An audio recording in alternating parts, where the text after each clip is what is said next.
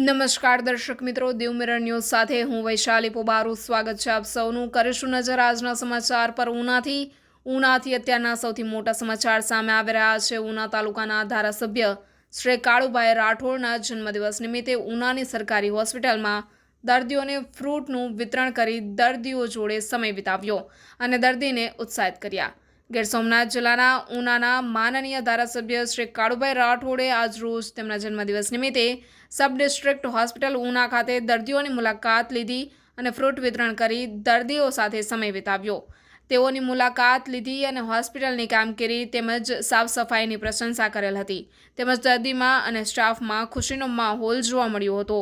Reporter Alpesh Kumar, Diu mirror news, Mewada, Una, Gir Somnath. વધુ સમાચારો જોવા માટે બન્યા રહો દીવ મિરર ન્યૂઝ ચેનલ પર। હાય, હું છું ક્રુઝિન સિંઘાનિયા। આપની આસપાસના સત્ય સમાચાર જાણવા માટે જોતા રહો દીવ મિરર ન્યૂઝ અને હા, લાઈક અને સબસ્ક્રાઇબ કરવાનું ભૂલતા નહીં। Thank you.